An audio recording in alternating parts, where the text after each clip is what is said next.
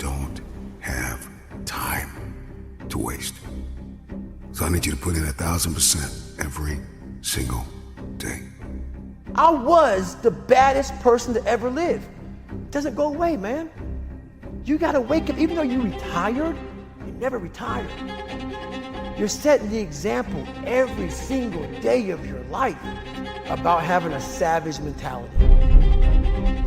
Everybody wants to be a beast until it's time to do what real beasts do. Everybody gets excited. E.T., the guru story, but nobody wants to get up at 3 o'clock. Things in life are gonna get really fucking hard, and you're gonna wanna quit. Win, lose, or draw, still gotta wake up tomorrow and go to fucking work. If you truly want that greatness, you got to work hard. You got to dig a little bit deeper. You got to find it. You got to go after it because it's not looking for you. Success is not looking for you. You got to go get it. You're not always gonna feel like doing what you're supposed to do. That's when you gotta do it anyways. Success is not going to be handed to you. Nobody owes you anything. When you are hungry, when you are no longer full, when you are no longer satisfied with where you are and you raise your standards, it is only then that you can have your future. What's gonna separate you is when it's beast time, when it's war time, you gotta get up and make it happen. Push with everything you got. Tell excuses to step aside. Let weakness know that it is not welcome in your house because the opportunities are yours. Go get it. Go get it now. Like for real, you walk out of here pumped up, fired up, you get some new information, you're ready. Everybody wants to be a beast until it's time to do what beasts do. Because not only do I want to be a beast, if you follow my 24 hours, I do what beasts do. The one mentality that you must have in life is that regardless of what's in front of you, you still must grind. I fail at most things I do, but still I grind. I have too much to accomplish to be satisfied with where I am right now. I have too much on the line. I have too many people depending on me to win. I must stay hungry. Be a hard-working motherfucker. You can't go wrong with that mentality. I'm telling you, the one thing you cannot get back is time. It is your greatest asset. I'd give somebody some of my money for a couple more years to be with my wife. Time is the greatest enemy. You thinking it's infidelity. The greatest enemy. You thinking it is finances. You thinking it is in-laws. You thinking that it's differences. No. It is time. We've got to learn how to steward our time. We got to learn to tend to it, guard it, keep it. I just want to make sure that the life we got left, that is sweeter than the life that if I would give up or if I wasn't focused and I wasn't doing what I was supposed to do. So when you've been with somebody since you're 16 years old and they got a chronic illness, don't you know it's easy for me to go drink? It's rough. My life, it ain't what it used to be before she got sick. Like while God is blessing her, she still got MS. I lost 5 ounces to cancer. You don't think I could have smoked some weed? You don't think when I'm going through that pressure, I couldn't have broke? But you talked about it, mental toughness. It is in those times we have to be stronger than we've ever been before. Why? Because they need us more than they ever needed us before. And you guys are blessed in that you are the 1%ers. Not many people want to be in your life who want the life that you have, and you got it, and you not taking it serious. Like, you know how many people would die to have this life?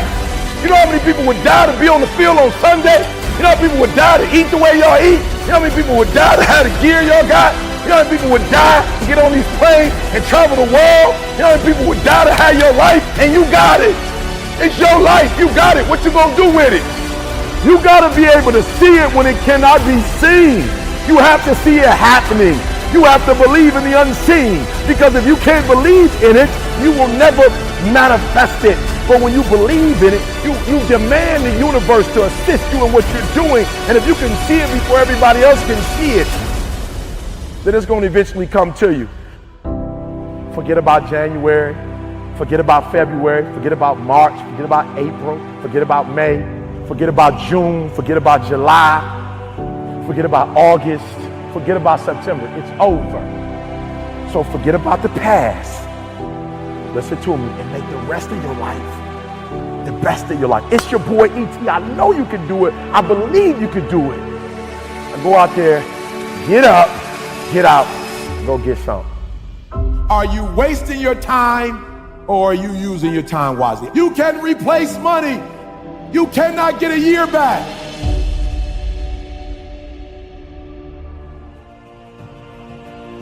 I don't care what the adversity has been. You have two choices.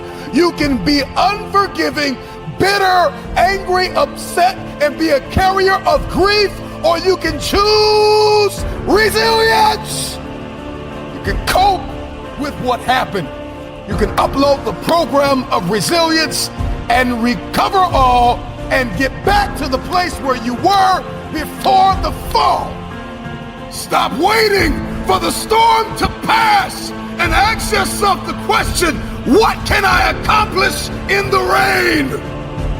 What can I accomplish in the rain? Who can I become in the rain? There are people all over the world who are depending on you. So our wounds become wisdom.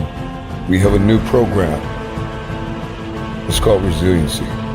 The race is not given to the strong nor the swift, but it is given to he that endureth until the end. Life doesn't get any easier. It doesn't get more forgiving. We just get stronger and we get more resilient. One thing we know is that adversity, conflict, trauma does not discriminate. We are all acquainted with pain. I don't care how many times life knocks you down, get back up and tell life, I'm supposed to be here.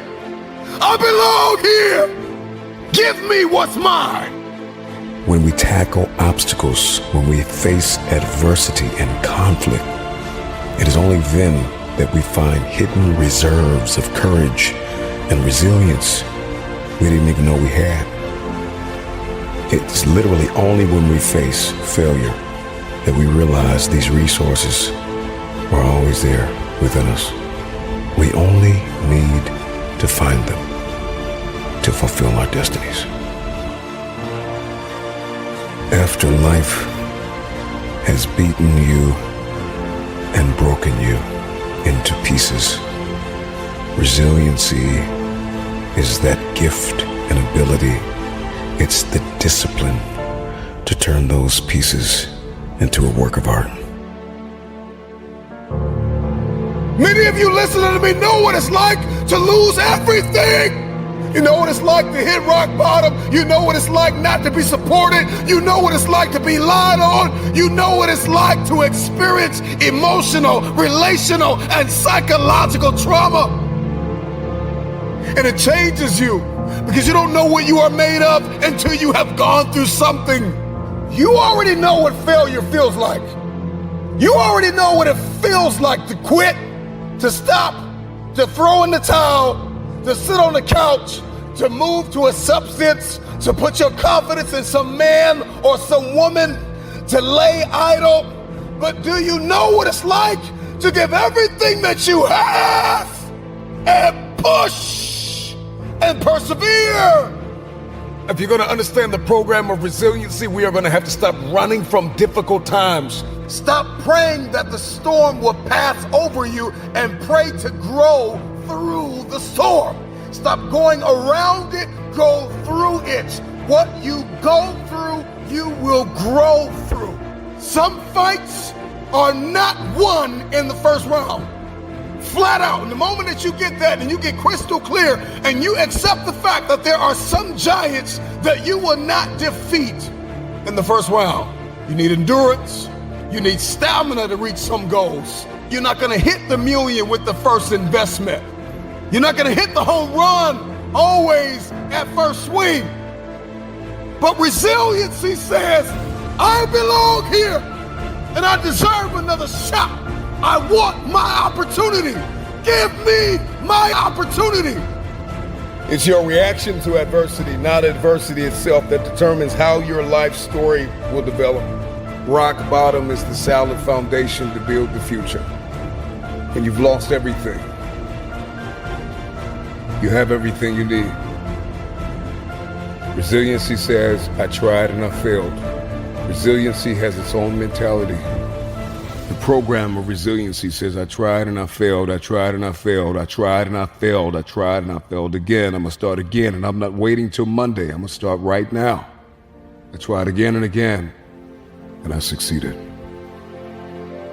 Remove yourself from the list of people that have disappointed you, that have lied to you, that have let you down. You are number one on that list.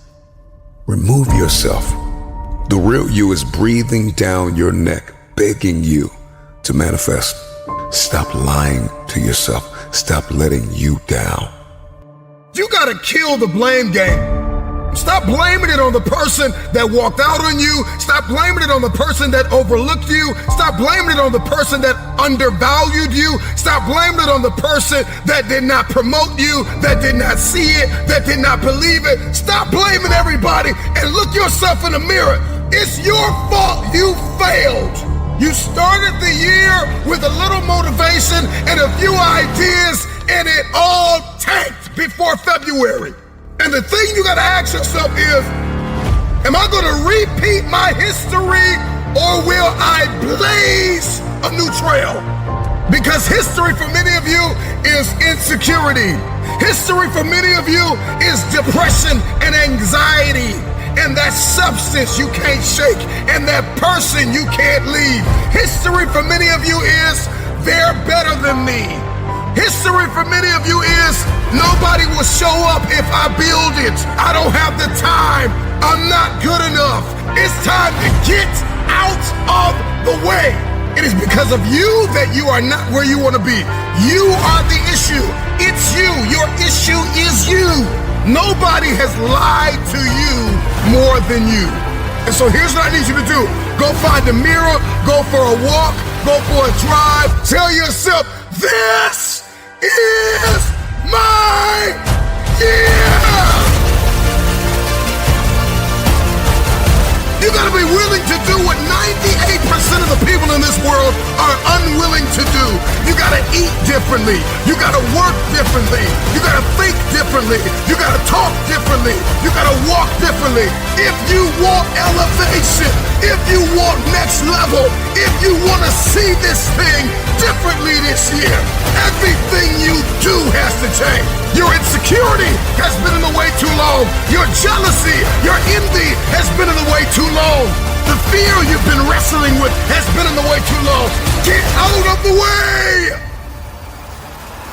It's time to stop watching 2% of the Earth's population crush it, win, execute, finish what they start, do what they say they're gonna do. Snap out of it! You got work to do!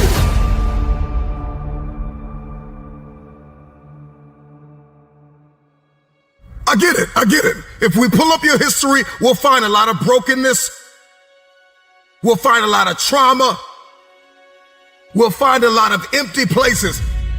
If we pull up your history, we'll find a lot of failures. This must be the year that you are not defined by your history, but you fulfill your destiny. Why are you here? What were you placed here to do? Get to work, get to work, get to work. Because if you continue to lie to yourself, you won't be able to diagnose and treat your condition, your dysfunction, your disorder. In order to treat it and change it, it must be identified. And once you identify it, you gotta accept this reality. And the problem with many of you is you have not accepted the fact that you are lazy. You have not accepted the fact that you are inconsistent. You can't diagnose what you have not identified.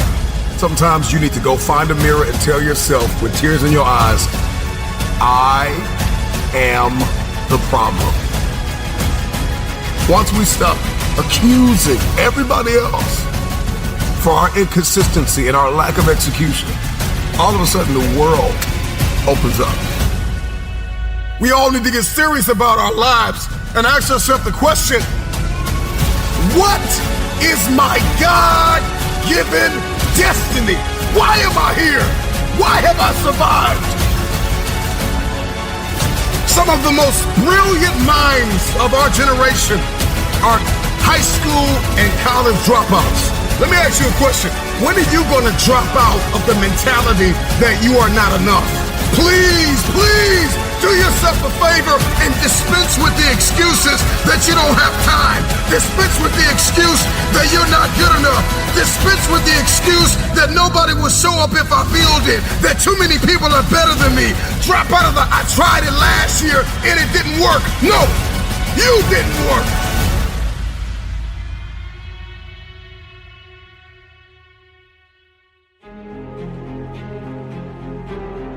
Doubt's gonna knock at your door, and insecurity's gonna knock at your door, and adversity and trial and tribulation's gonna knock at your door, and difficult tasks are gonna knock at your door. And so you need to be prepared. Ready or not, it's coming. Are you prepared? If you're gonna win the year, if you're gonna win in life, then you gotta be prepared, you need perspective, and you need discipline. We get into this information constipation state where it's like we know all these things to do. And really it puts us in a state of paralysis because it's like you heard it all before, you've seen it all before.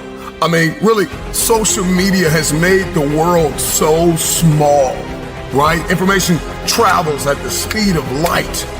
And so you got all this information. And so we become sedated by information.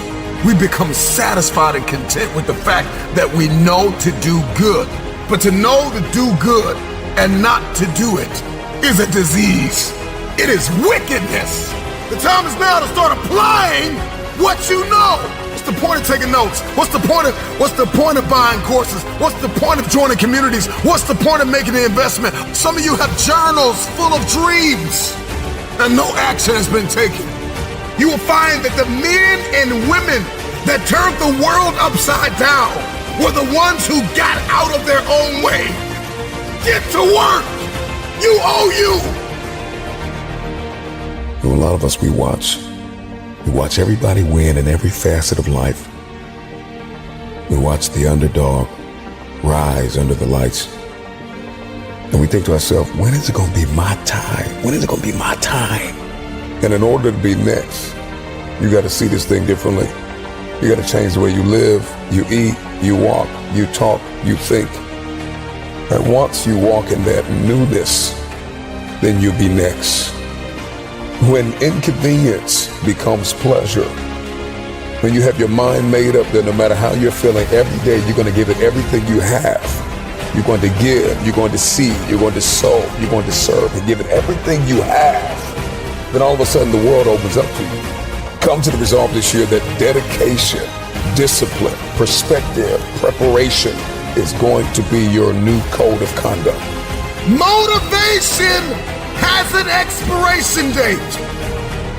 And when motivation dies, discipline must take its place. The only way you're gonna do, the only way you're gonna accomplish, the only way you're gonna execute is if discipline takes the place of your motivation.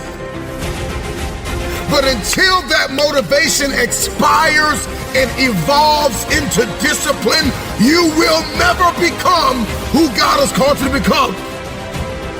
First, we conquer the day, and then we execute the week, and that week turns into a month, and that month turns into a quarter, and that quarter turns into a year, and then all of a sudden you look up and you're no longer just this motivated onlooker. You are a disciplined, desperate, dangerous fulfiller of destiny. What in the world are you waiting for? There are people that are depending on you. God placed you in this world to do something. Get to work. It's the mentality of an eagle.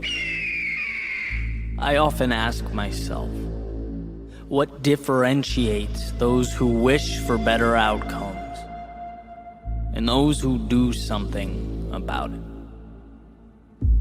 What separates the dreaming from the progress and the wishing from the reality?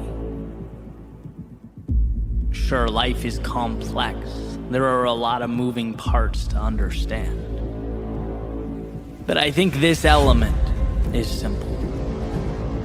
those who build things in life are willing to not only see a reality that hasn't yet materialized, but they also understand that in a world of no, they have to be the yes. They have to believe in their ability to drive towards finish lines that no one else sees. And see, meaning cannot come to fruition without that discomfort. Or as Nietzsche put it, one must still have chaos in oneself to be able to give birth to a dancing star. And that's just it. Most people see what is, most people conform, they do not create. To change something means you have to be the metaphorical eagle amongst pigeons, flying above all that, everyone, everything else, superseding the limiting beliefs that shackle others to their one-dimensional realities. But most importantly, it means you can see.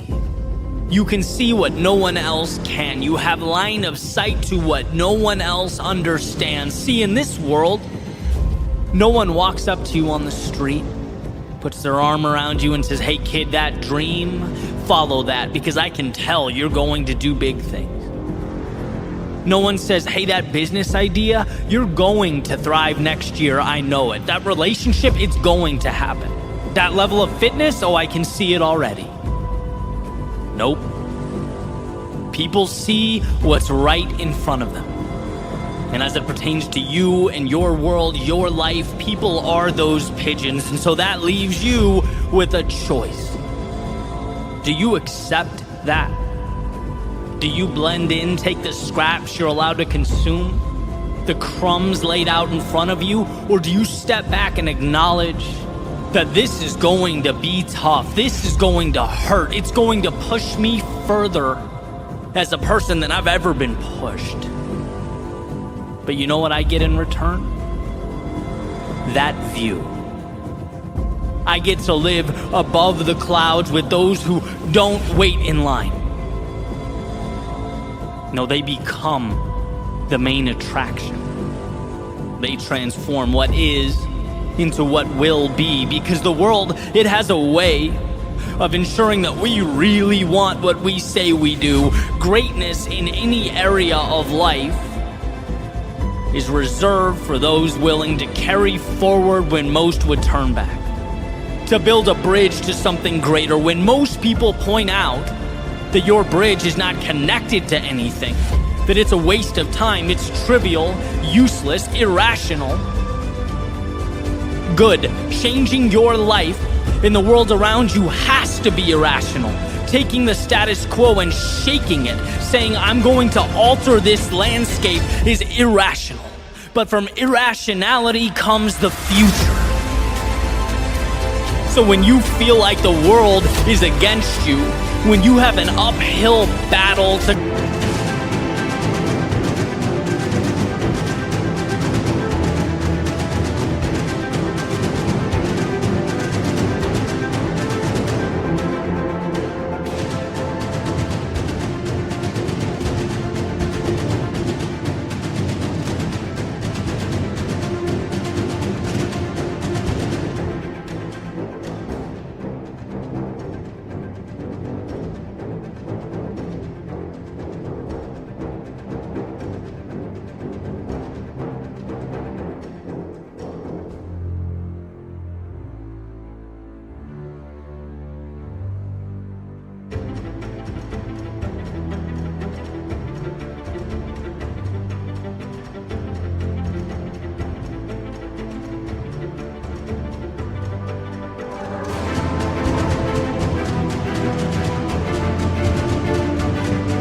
climb when there are a million reasons for you to turn around. Understand that this is nothing more than an indicator that you are right where you need to be, against the current, bringing something new to life. See, if it were easy, it would already exist. But changing your life, that makes you an architect of the unseen. So build. On the days you want to build. On the days you don't build. When they understand, build. And when they assume you've altogether lost your mind, build. Sure, it's not easy, but it's worth it. And when tomorrow comes, and it looks a lot different from today, when you've grown, evolved, transformed, and you look back and don't even recognize the person you once were, that won't be because you listened to the chirping of the doubters and the naysayers. It won't be because when strangers told you to give up, you packed your bags and went home. No, it will be because you rose above all that. They saw empty space and you saw a world undiscovered. They saw your head in the clouds while you built those castles in the air. You were always on a trajectory to something greater. You didn't need to convince them. You needed to convince yourself. To unlock the shackles and take to the sky, leave everything that once held you down behind.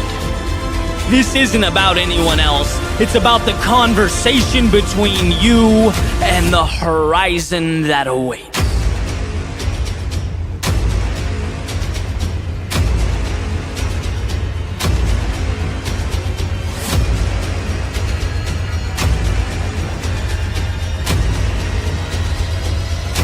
It's the attitude of the eagle. Are you ready? You got a fuel that's pushing you. Come on, let's be honest. Can we just be honest for a second? Come on, there are too many people riding on you. You got a mother. She's been doing everything she can to put food on the table. You got to do it for her. You got a father that's counting on you. You got to do it for him. You got some siblings that are watching you right now. You got to do it for them.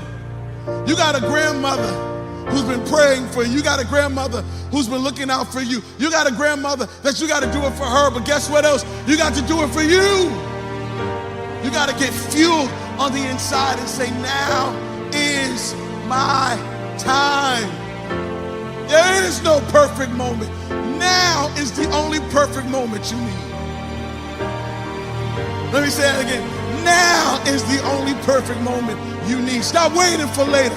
Now is the time to say I'm going to be successful. Don't wait for later. Say now is the time that I'm getting in them books. Don't wait for later. Now is the time to say I'm going to make the next step. To say I'm ready. I'm ready. I dare you to write that. Put it somewhere in some comment. Put it somewhere and say I'm ready. Now is the time. I'm ready to build a legacy. I'm ready to make my mark. I'm ready to do this for my family. I'm ready to do this for my mother. I'm ready to win for my father. I'm ready to make my last name bigger than my first name. I'm ready to make history. I'm ready to do something nobody's ever done before. I'm ready to speak to every mountain in my way and tell that mountain to get out my way. I'm ready to make a difference. I'm ready to do something in my community. I'm ready to be the leader in my neighborhood. I'm ready to study. I'm ready to finish these papers. I'm ready to get this diploma. I'm ready to be educated. I'm ready. I dare you right now just to say I'm ready. It's my moment. It's my time. I'm not just hyped up.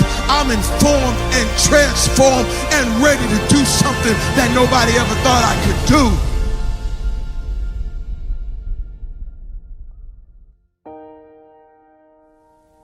It's your time. It's your moment. Make an impact. Maybe everybody doesn't love you. Maybe there are many people that don't like you. Maybe people just don't believe in what you believe in.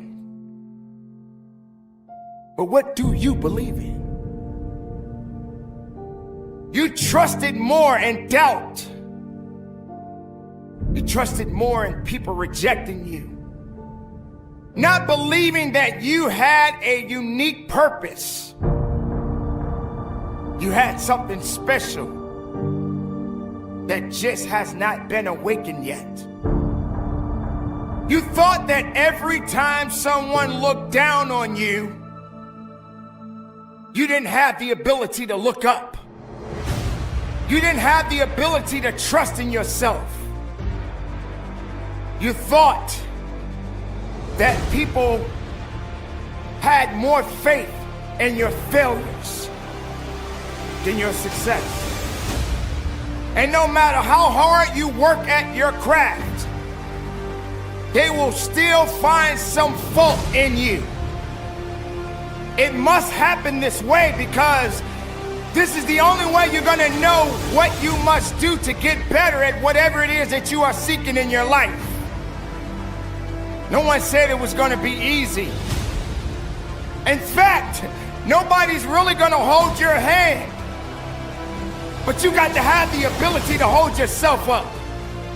You have to have enough faith within yourself to understand that no matter how far you go in your life, that it's your life. You believe in the answers that they had for you instead of answering your own question. Am I good enough? Can I be the best of myself? The time has come for you to understand that you cannot depend on the opinions of others. You cannot just trust in the opinions of others. You cannot allow other people to validate you. Because you are just who you are. Nobody is going to be like you. Nobody can be as strong as you. Nobody can walk the walk like you. That's what makes you different. That's what makes you unique. So prove them wrong, but prove yourself to be right.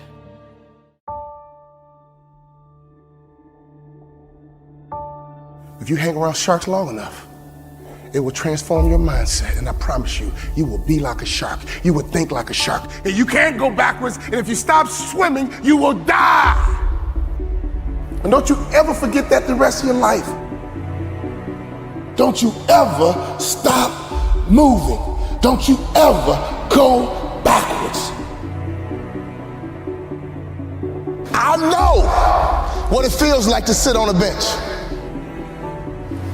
I know what it feels like to get knocked down. I know what it feels like to have a hope and a dream, and nobody believes in it. I wish I didn't quit. I wish I acted better. I wish I didn't get kicked out of school. I wish I didn't give up on my kid. I wish. That is regret. There's still time. What are you working on right now? Because sometimes in life, all you got is that one thing. God gave you one thing to do. That's all you got is that one thing. I know life will knock you down. I know life can be tough, but you are on a journey. You know, my dad would say, go get it, son, go get it. Be sweet, baby, be sweet. Go get it. Go get it, be sweet, baby. Go get it. Go get it, be sweet, baby. Go get it, be sweet, baby. Every time I left the house, my mom would say, be sweet, baby, be sweet. My dad would say, go get it, son, go get it. Go get it, son, go get it, be sweet, go get it, be sweet, go get it, be sweet, go get it, be sweet. You gotta be ready to fight and bounce back, punch and counter punch, jab and jab back. Let me tell you something, life is a series of fights. The worst thing you can do is run away from your fights. In order for you to rise up, you better take your game to the next level. Your mindset needs to go to the next level. Your information needs to go to the next level. Your relationships need to go to the next level. To be a shark is about how you move, how you operate, how you navigate. You have to be disciplined every single day and train yourself to follow through on all your fundamentals, and that's how you're going to be successful. You have to do it when you don't feel like it. You have to do it when you feel discouraged. You have to do it when you don't feel healthy. You have to do it when you're under the weather. Every single day, you have to train yourself to focus and commit to your business and follow through. Fighting for your future, fighting for your dreams, fighting for success. When you come over depression, you raise your arms like a champ. When you overcome bankruptcy, raise your arms in victory. Don't you ever lose hope. Don't you ever give up your mindset. Sharks are powerful creatures.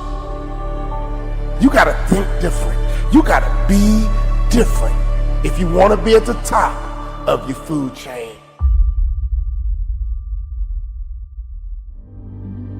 Here we are, a new year, another opportunity, an opportunity of a lifetime. This is the year that we said, I'm gonna do it. I'm gonna do better. I'm gonna be stronger instead of fearful. This is my year! Today you have an opportunity to chart a new path. So do me a favor. Step into your new you. Step into your new year, because success is waiting for you. And the thing you gotta ask yourself is, am I gonna repeat my history or will I blaze a new trail? Today, you have a chance to get up and attack your goals. Let this be the year of no regrets.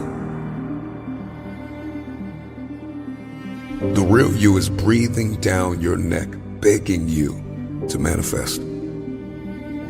It's got to be a lifestyle change. When you shift your paradigm, when you shift your thinking, only then what you see in your head, you will hold in your hand.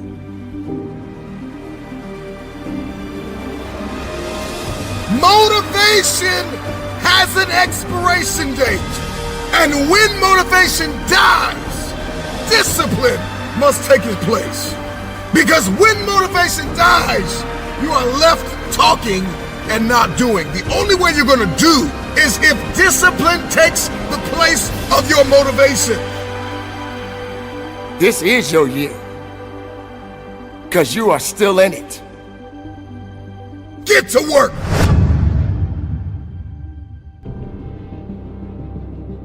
Well, ladies and gentlemen,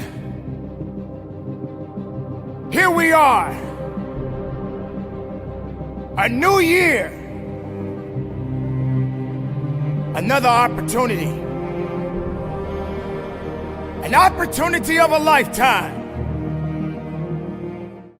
There's 200 people or 150 people that start the class. There's 100 helmets of people that quit. Grown men whose dream it was to be a SEAL that get there, that did all this physical training and all this preparation and signed that dotted line and committed to 6 years, and they show up there and they get to that training and they ring that bell.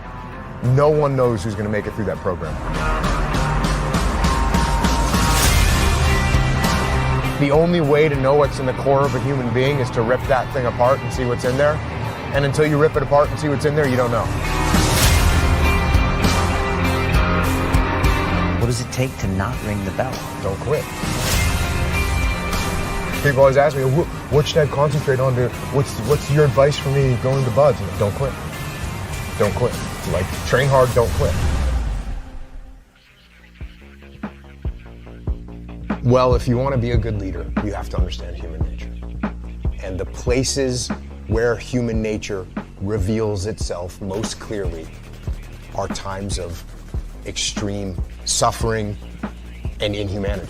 I had a bunch of hard-headed, very determined, thick-skulled guys that, you know, I had to get them to do what I wanted them to do. I had to get them to want to do. Trust is built on relationships. Relationships are built on trust. If you don't trust me, we don't really have a relationship. My first platoon, we were doing a training operation. We get into this tactical situation. Everyone in my platoon is focused on one area. Everyone's looking down their weapons, waiting for a threat to expose itself, which means you got 16 guys looking down their weapons, and I'm waiting for someone to make a call. I was a new guy. I'm waiting for someone above me in the chain of command to say, hey, move here, or hey, move forward, or make some kind of a decision. And as I'm waiting, no one's doing it. So I'm a new guy. I'm scared to say anything, and I know I shouldn't say anything, so I'm just waiting, and no one's giving an order. No one's giving any direction. So I wait longer.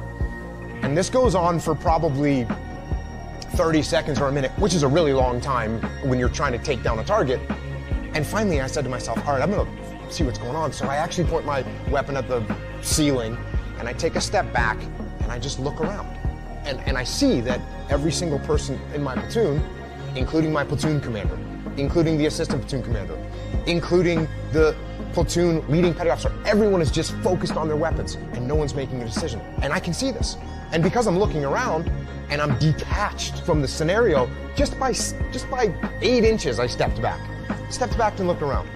I can see what decision needs to be made. And so I summoned up as much courage as I could as a new guy, because new guys don't make decisions. And I said, hold left, clear right, which was a basic command that we had rehearsed and you would practice. And I expected someone to say, shut up, shut up, Jocko. But instead, they repeated the command. They all said, hold left, clear right, which means we were going to execute it. And sure enough, the guys on the left held and the guys on the right cleared. And we got done, and instead of someone saying, hey, you need to keep your mouth shut, like one of the more senior guys said, hey, good job up there. Way to make a call. So I looked at it and I said, wait a second, how could I have, as a new guy, have made a decision in that situation that was better than what the more senior, more experienced guys were making? And I realized it was because I took a step back and detached from it. So at that moment, I said to myself, okay, from now on, when I get into these tactical scenarios, I'm going to take a step back and I'm going to try and look around and I'm going to try and detach myself from the chaos and the mayhem. And I started doing it all the time. In every tactical situation, in the land, warfare, in the mountains, in the urban environments, I was doing it all the time. And I was able to see what was happening. It was like a superpower to be able to see what was happening and make decisions. And so then I actually started doing it when I was having conversations. And if you and I were in a disagreement and you started getting emotional, instead of me getting emotional back at you, I would just take a step back and be like, oh, okay, he's really concerned about this. Why is he so concerned? What does he see that I don't see? And I started actually just detaching all the time. And that became a very powerful tool in leadership that I use to this day. My second platoon, our platoon commander, the guy actually in charge of the whole platoon, he's not very experienced. He didn't listen. He didn't take advice. He didn't take guidance. Everything was like his way or the highway. And we had a mutiny inside of our platoon. We went to our commanding officer and said, hey, sir, we don't want to work for our platoon commander. He doesn't listen. He's arrogant. And eventually what ended up happening was this guy got fired as our platoon commander. And that left an impact on me because as I'm watching this going, I'm thinking to myself, why don't we like this guy? Why doesn't anyone want to listen to this guy? Why don't we want to follow this guy? And the reason, because he was arrogant and he didn't listen and he didn't give us any ownership of everything. Everything was about him. And that would have made an impression on me. That would have left a mark. But the mark got left even more clearly because when that guy got fired, the guy that came in and took over for him was like, I hate to use the word legendary, but he was a pretty legendary SEAL, had a ton of experience. He'd come up through the ranks and he had been stationed at every different kind of SEAL team. And he took over as our platoon commander. And I kind of thought to myself, well, he's going to take over because we're a bunch of mutineers and they need to put someone really strong that's going to whip us back into shape. So I was anticipating that we were going to have this super hardcore guy. And this guy shows up and he's got a nice smile on his face and he's super humble. And I remember one of the first things he said to us was like, I look forward to working with you guys. And I was, that word right there, I'm going to work with you guys. Not I'm in charge, I'm glad I'm taking over, I'm glad to be your commander. It was nothing like that. He said, hey, I'm looking forward to working with you guys. So all of a sudden it was totally different. And he started putting us in charge of things. Instead of him coming up with a plan, he would say, hey, you guys come up with a plan and let me know how you want to do it. And all of a sudden we had all this ownership, and that made me reflect on the way the first guy had acted compared to the way this guy had acted. And I realized how important it was to be a humble leader and to listen to other people and to give ownership to other people. In the third platoon, it was a good solid platoon and we had a good platoon commander, and we were out in the desert doing some training, and some targets popped up. We start engaging the targets like we're supposed to, and everyone gets in the prone position and is returning fire. And I did what I had been doing this whole time, which was detach. I kind of took a step back, shot a couple rounds, then kind of pulled back and looked to see what was going on. And I saw the call that needed to be made. And I gave the platoon commander a couple seconds to make a call, and he didn't make it. So, I made the call. Peel left. And everyone said, okay, peel left, and we peeled left, and we left the scenario, and we got our distance, and then we stopped the training exercise, and we did a little debrief. And during the debrief, the platoon commander, he said to me, well, why did you make that call? And I said, well, I could see what we needed to do, and you hadn't made a call, so I made the call. And he goes, well, I actually didn't want to peel left. I wanted to assault the target. And right there in that split second, I kind of thought to myself, well, like part of my ego flared up, and I was kind of thinking I could have said something along the lines of, well, you need to make a call faster. If you're not going to step up and lead, then I'm going to do it. Like I could have said that. But I realized at that moment in time, wait a second, I didn't need to make a call. The problem could have developed more. But for some reason, I thought that I needed to be the guy. And I said, no, you know what? You don't need to be the guy. You're a leader. You need to support your leader. And it's not about you. And what you have to do is subordinate your ego and be supportive of the person that's in charge, and you move forward together as a team. Because that's what it's about. It's not about me. It's about the team. There's a word that people bring up a lot, and I think they're pretty interchangeable, and it's relationships and trust, right? Trust is built on relationships. Relationships are built on trust. If you don't trust me, we don't really have a relationship. If you want to be a good leader, you have to understand human nature.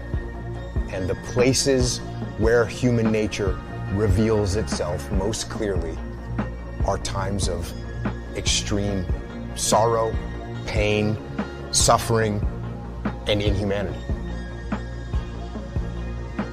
And if we don't recognize what causes that, where that comes from, and that it's actually possible, then it's bound to happen again.